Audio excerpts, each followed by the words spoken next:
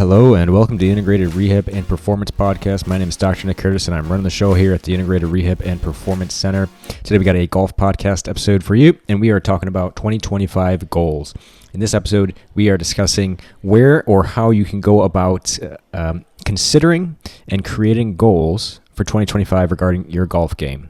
Now, I'm focusing more specifically on the physical side, kind of body preparedness side, again, because that's where my expertise is.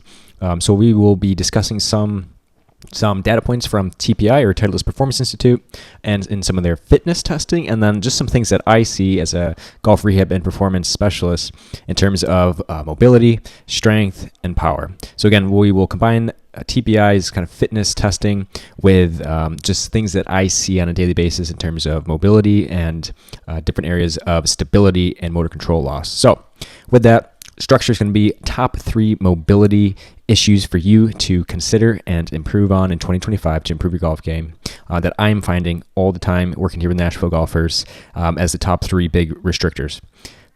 2 is going to be strength. So top 3 tests or ways we can go about improving our strength that will translate directly to golf, and then a tangible real world way that we can go about testing them, and then whatever method that you prefer to go about improving them.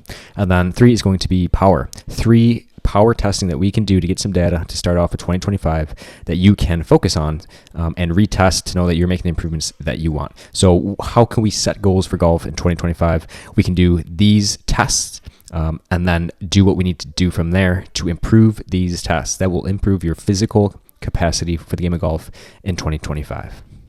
Okay, so starting off with top 3 things that I'm seeing on a daily basis working with Nashville golfers here in terms of mobility. 3 things that we really want to focus on to consider creating a plan to improve is first and foremost, thoracic spine rotation. So trunk rotation, thoracic spine specifically. This is a big one. I will include some screenshots here so you can see kind of a way that we go about testing this.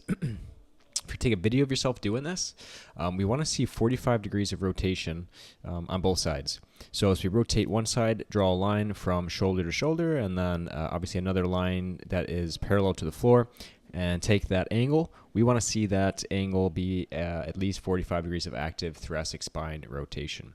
So a very important test, very useful test to see specifically how much rotation are we getting from our thoracic spine, and is it a limiter? If it is, this is something that we want to create a plan around in 2025. Second, hip internal rotation. So hip mobility in general, but more specifically internal rotation, and this is on both sides. Both sides, we tend to have issues. What hip internal rotation is, I'll put a little screenshot on here. That's a way that we test it. We can do this actively or passively, where you can have someone put your leg into that position and rotate that foot inward like that, outward. And that would be testing passive internal rotation, or you can just actively do it yourself. Just make sure that knee stays right above your hip and it doesn't, that femur doesn't sway in or sway out as you do this test. Keep it directly knee over top of hip. And what we want to see from here is 30 degrees of internal rotation. It's a little bit more difficult to measure this one by yourself, but you kind of eyeball it. Imagine what 45 degrees would look like if that foot went out all the way to 90 degrees. 45 would be somewhere right in the middle, and then just a little bit less of that is 30 degrees. Hip internal rotation, vital for preventing us from creating swing characteristics or swing faults as a result of a mobility loss. So we need those hips to be able to rotate so that we can coil into them, we can pivot correctly, and we don't have to create compensations around it like lost posture, early extension, things like that. So first and foremost, we need some hip internal rotation accessibility. Less often people have issues with hip external rotation. It's definitely more common to have internal rotation limitations. And 3, shoulder external rotation, especially on that backside shoulder.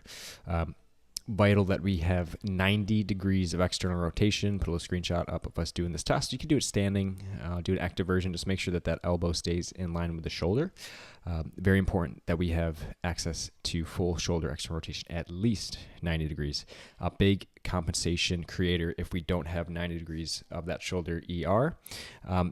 If we don't, a lot of that kind of helps create an over-the-top, like kind of steep swing.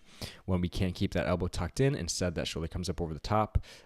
When we're not comfortable being in external rotation, and we definitely aren't comfortable creating a lot of force and torque and power in that amount of external rotation as we transition into the downswing. So shoulder external rotation, find it all the time, big limiter in people. Same thing with internal rotation, but again, external rotation is a little bit more significant when it comes to the golf swing, but we definitely want both 90 degrees of shoulder external rotation. So this is some things that we want to create a plan around in 2025 mobility-wise. T-spine rotation, hip internal rotation, and shoulder external rotation. That's 45 degrees of T-spine, pure T-spine rotation, 30 degrees at least of hip internal rotation, and full 90 degrees of shoulder external rotation. In terms of strength, TPI, Titleist Performance Institute, has done some testing on PGA professionals, and we're going to use their standards. So we're going to create some goals in 2025. It's going to be to try to get into the excellent or the good range for PGA professionals, which are the numbers I'll share with you today. Anything less than kind of the bottom tier that I mentioned is considered kind of acceptable, and then there's obviously poor if it's severely below those numbers. So first, a push test. Now, push strength, upper body push strength, significantly important for the golf swing. So something like, you can just think about like a bench press. Push strength, horizontal push strength is actually very important and translates pretty well to the golf swing. We need to be able to be powerful and strong, first of all, in that motion. So what they use for a push test, they use kind of a practical version of it. They kind of described it where we're actually on 2 feet, just like we are on the golf swing. We have to balance, and then we're kind of in like a 5-iron or 6-iron posture. Like imagine we're holding an A6-iron and show a screenshot of us doing that test. From there, we have a cable machine behind us, and we press one arm at a time. And we're going for sets of 8 on just about all of these.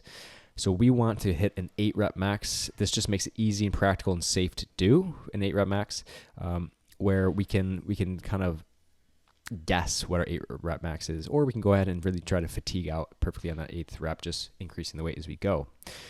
So find a weight, start light, and start pressing single arm in that press position and that kind of 6-iron, 5-iron posture, and see how much weight you can do for 8 reps, but no more and no less. And again, you can estimate a little bit if you get to a weight where you do 5 reps, you take a little break and you say, hey, could I have done 8 of that? And if your answer is definitely yes, keep going up.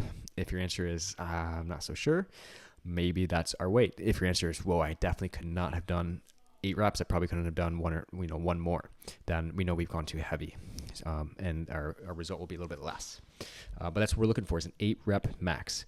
TPI standards is an 8 rep max for a push test like that. Single arm should be 25% of your body weight. That is excellent. So we want to get to at least 25% of your body weight for an 8 rep max on a push test like this. For example, if you are a 100-pound person, then we're hoping that you can press 25 pounds in that position shown, and that would be our standard. If you're a 200-pound person, then it would be a 50-pound single arm press. Now, when pull strength is second out of these 3, so it is a very similar position. Put a screenshot up, but now we are going to do a single arm pull, and this is even more important in terms of how it translates to the golf swing. This pull strength is significantly important. What we want here is 30% of your body weight for an 8 rep max single arm. So same thing as before, try to work up towards that 8 rep max where you can do no more, no less than 8 reps, and that's your number. We want that number of that weight to be about 30%. That's our goal for 2025. Get to at least 30% on that pull. Now, lower body, what we're looking for is 150% body weight with a split squat. So this is what a split squat looks like. We basically get into that split squat position, and then we drop that knee straight down. That body goes straight down to the ground and then right back up. We're working that front side leg. Okay, that's a split squat that we're doing. We have dumbbell in each hand, and we're hoping that if we take our body weight, because we are lifting our body weight, plus the weight in our hands, that we are at 150% of our body weight. So if you're a 100-pound person, you're lifting 100 pounds, which is your body weight, and then we'd hope you have 25 pounds in each hand to get to 150 total pounds. Again, that's 50 pounds coming from 25-pound dumbbells in each hand, and then 100 pounds coming from your body weight. So that's kind of how we do the math there. Basically, you want to have 25% of your body weight in each hand. and that is our lower body standard. That's what we're going to try to achieve here in 2025. So test, get these numbers, get this data, see where you're at, and now we have our goals for 2025. All right, in terms of power testing, so this is how we kind of translate everything in the weight room as close as we can to the golf swing. So power, how can we use strength versus time to create force? And this is really what the golf swing is all about, is how quickly you can create as much force as possible. Now you need to be strong to do it, but power is kind of the ultimate translation of that strength. So the first test is a seated chest pass. We're sitting in a chair with our back up against the back of the chair, and we're just doing like a chest pass with a medicine ball as far as we can, feet stay on the ground. Okay, screenshot of that. What we want to see there to kind of have a global unifier here is we can use a 4 kilogram ball or an 8.8 pound ball. If you have a 9 pound ball, use that. If you have an 8 pound ball, use that. If you have a 10 pound ball, fine, use that. What we want to see in this is for females is to get at least 20 feet, or to get greater than 20 feet. That would be excellent compared to PGA professionals.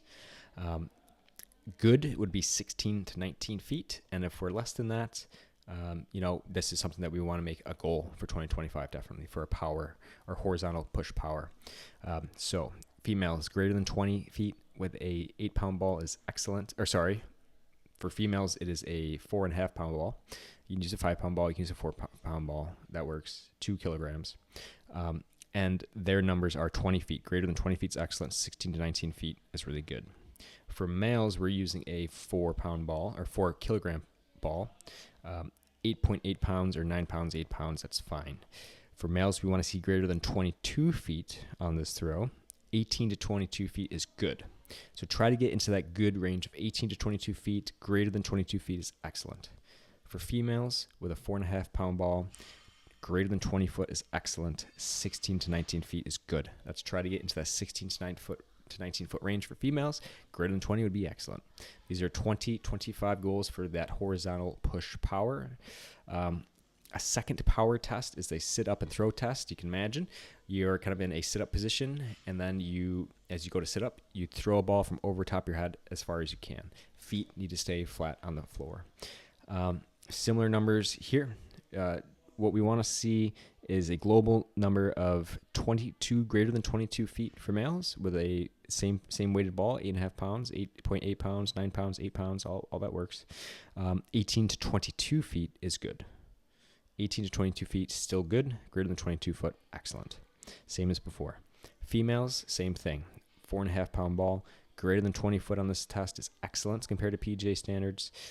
16 to 19 foot is good. Those are our goals, 2025.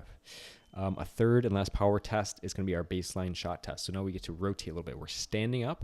We're going to rotate. Our feet stay in their same footprint the whole time, so they don't shift or they don't twist. You can't lift a foot up, can't lift a heel up. Feet flat on the floor. Your heels can come up, but we can't shift or slide the feet on the ground. So you can get up on your toes a little bit if you need to. But we're going to rotate into one hip and then rotate out as you extend your legs and throw. So with this baseline shot test, for females, we want to get over 30 foot for excellent, and that 24 to 29 foot range is good. So 24 to 29 foot for females with that 4.5 pound ball. This is a goal for 2025, that or more. For males, we want to get to greater than 33 feet is excellent. 27 to 32 foot is good. This is what we want to hit for 2025. Get into that 27 to 32 foot range.